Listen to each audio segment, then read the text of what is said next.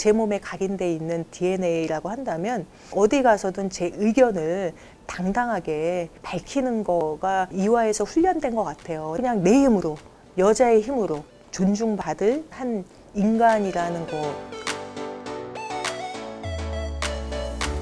네, 안녕하세요. 저는 조주은입니다. 이대 사학과를 90년도에 졸업을 했습니다. 지금은 경찰청 여성안전기획관으로 부임해서 근무를 하고 있습니다.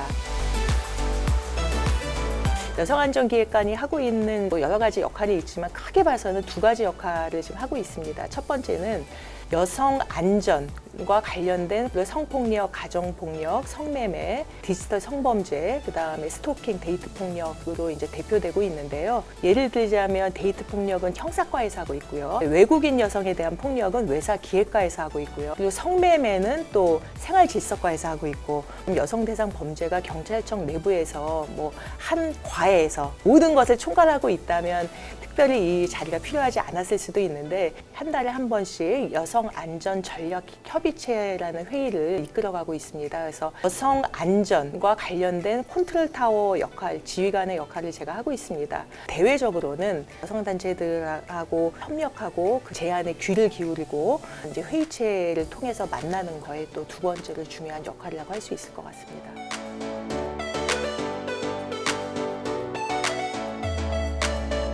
대학 시절에 여성학 개론이라는 수업을 흥미롭게 들었습니다. 좀 눈을 뜨게 되는 그런 계기가 됐고요. 내가 지금 발딛고 있는 이 사회에 대해서 정말 이렇게 냉철하게 분석하고 이런 현상이 왜 일어나고 있는지에 대해서 알고 싶은 그런 욕구가 굉장히 컸고요. 그 중에 가장 관심 있는 주제는 여성 노동 그리고 가족 문제였습니다. 그러니까 남성과 여성의 이제 평균 임금이 OECD 평균보다도 2배 이상 더 벌어져 있거든요. 그러니까 남성과 여성 간의 성별 권력 관계, 이것이 어떻게 보면 지금 여성 대상 폭력의 원인이라고 생각을 합니다. 어떤 구조적인 문제이기 때문에 저는 관심을 놓지 않고 있거든요. 이것과 같이 가야만이 그 여성 대상 폭력이 없는 사회가 될 수 있다고 생각을 합니다.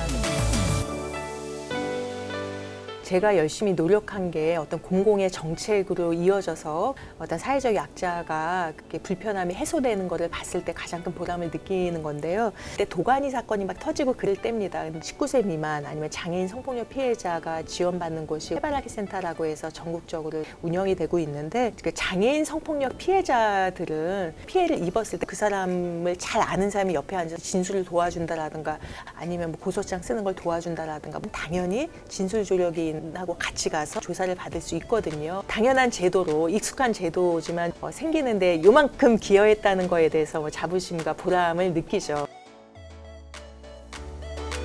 늘 또 이렇게 갈증으로 남는 것이 정책을 기획하고 집행하면서 여러 사람들하고 같이 으쌰으쌰으쌰 해서 내가 막 끌고 가는 그런 역할이 그거하고 참 맞을 것 같은데, 정말 이거는 제가 하면 너무 잘할 수 있을 것 같은, 참 건방질 수 있겠지만 그런 생각이 사실 감히 속으로 솔직히 들었어요. 최소한 아동 청소년 성매매 피해자 보호, 그다음에 스토킹, 그다음 데이트 폭력 관련 처벌 피해자 보호할 수 있는 법안이 빨리 마련되는 거, 마음속에 하고 싶은 막 몸이 근질근질하고 빨리 지금 됐으면 하는 그런 것들 내용입니다. 대한민국 여성이 어떤 옷을 입든 어떤 시간에든 어디를 걸어가더라도 안전한, 불안이 없는 사회가 됐으면 합니다.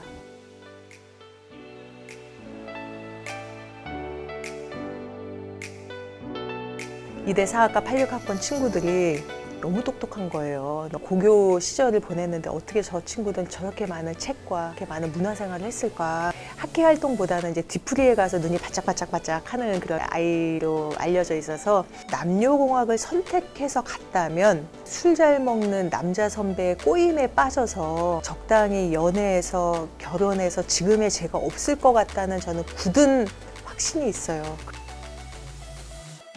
저는 좀 여자 후배들 많이 키우고 싶어요. 여성들이 그걸 진짜 해야 됩니다. 근데 그게 잘 안 돼요.